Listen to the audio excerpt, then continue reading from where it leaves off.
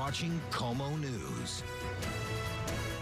New at 3:30, the man accused of killing his girlfriend right in front of her 3 young children made a court appearance just hours ago. Today, Tillian Harvey was charged with domestic violence murder and aggravated assault against a child. So police arrested him on Wednesday, a day after 24-year-old Elsa Simpson was found dead inside her apartment on Pacific Avenue.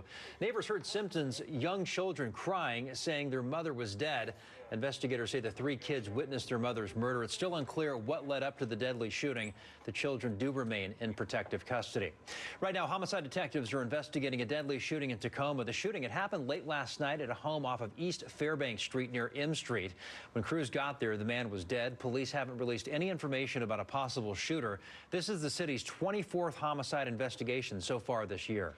Students at Cleveland High School in Seattle are demanding answers from the school board. Today, they staged a walkout over the departure of the school's longtime principal. This is new video from Air 4 right outside district headquarters, where those students held a rally after traveling from Cleveland High School. The Seattle Times reports Catherine Brown's departure came after she told families about a plan to change COVID-19 contact tracing at Seattle schools, and that's something she wasn't supposed to do. Now, the school's interim principal has withdrawn from the position.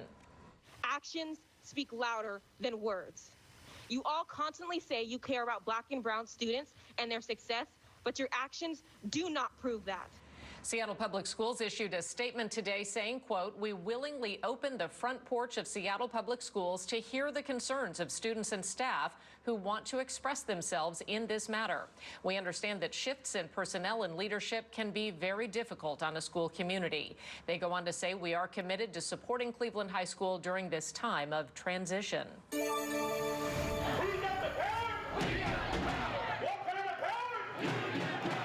New at 3:30, unionized security guards demonstrated at Westlake Center to speak out against low pay and bad retention rates. They say their job has gotten more demanding since the pandemic started and claim security companies aren't investing in experienced officers. Officers say they're facing burnout, as some reported being forced to work overtime.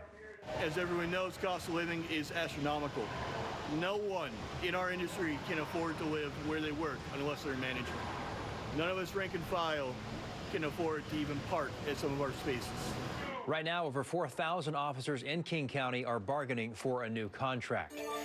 Parents of kids ages 5 to 11 in our state are now a step closer to being able to get a COVID-19 booster shot. Pfizer boosters for that age group just got the green light from the CDC. Now, the Western States Work Group needs to okay it, which could come as soon as sometime this afternoon. Couples Denise Whitaker shows us how some parents feel about this next round of shots. This new round of protection comes at a time that cases of COVID are climbing nationwide and at a time health experts are still trying to get kids 5 to 11 vaccinated. These new booster shots from Pfizer can only be given at least 5 months after initial vaccination. Jenna Peacock says she's ready for her 8-year-old son to get that extra layer of protection. He's around a lot of people all the time, and everybody does things differently. So if I can take one step in which I feel I'm keeping him safer, then I will. This came out with too much stuff too fast for me. What we have to remind parents is that adding vaccines are really an important layer of protection for kids, whether that's the first shot, second shot, or the third shot.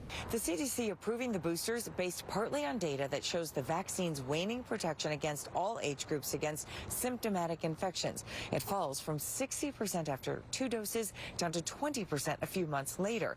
Data, however, still shows that even at that lower level, it's still effective against severe disease. And right now, it's also important to note that only about 30% of children in that 5 to 11 age group are vaccinated. 70% are not, so they are definitely not eligible for this new booster. Denise Whitaker, Komo News. In a statement, the Washington Department of Health says, quote, "The CDC's announcement is welcome news as we continue to do everything we can to keep Washingtonians of all ages safe. This pandemic is not over, and we must continue to use the tools at our disposal." Now, this comes as vaccines show waning protection against symptomatic infections across all age groups, from 60% after 2 doses down to 20% a few months later. Now, experts say they still protect against severe disease. Variants are going to continue to evolve. So at this point, it seems like the best thing to do to protect our children from getting the virus The U.S. is averaging now more than 100,000 new COVID cases a day, while infections have quadrupled in the last 6 weeks. About 25,000 patients remain hospitalized, the highest number since mid-March.